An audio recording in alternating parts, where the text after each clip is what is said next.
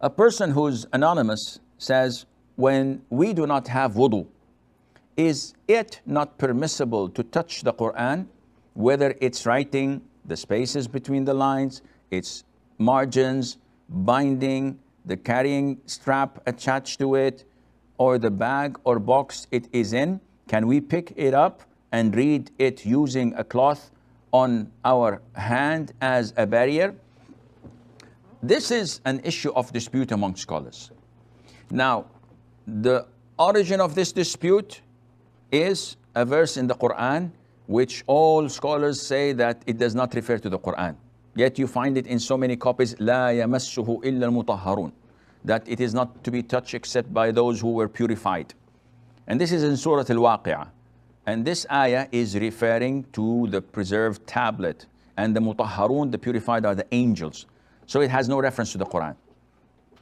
But there is a hadith where the Prophet ﷺ wrote a letter to the people of Yemen, and he stated in it that لا يمس القرآن إلا طاهر, that the Quran must not be touched except by someone who's pure. Now, the vast majority of scholars said that you have to be in the state of wudu. And this is why we always advise people to be in the state of wudu if you want to touch the Quran. However, some scholars argued this and said that to be pure, as mentioned in the hadith, has 3 levels. So a mushrik is impure. Allah Azza wa Jal says in the Quran, إِنَّمَا الْمُشْرِكُونَ نَجَسٌ. Verily that idol worshippers, polytheists, are impure. And this is not referring to the physical impurity, but rather to the internal purity, because they're associating others, they're worshipping others than Allah. So to us Muslims, they are impure internally. Their souls are not pure.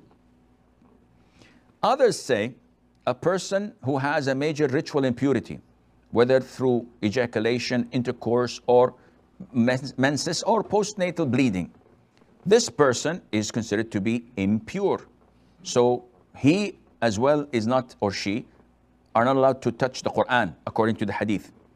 And finally, a person who has nullified his wudu by answering the call of nature, by sleeping, by eating camel's meat.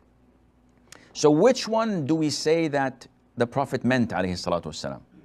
It's an issue of dispute, and it's a long topic where each party has their own evidences. Hence, it is safer for you to be on the safe side, not to touch the Quran. If you touch it wearing gloves, then inshallah there's nothing wrong in that. Bettermore, nowadays we have our PDAs, we have our mobile phones, we have our tablets, our computers, the books of tafsir. All of these do not require that you be in the state of wudu.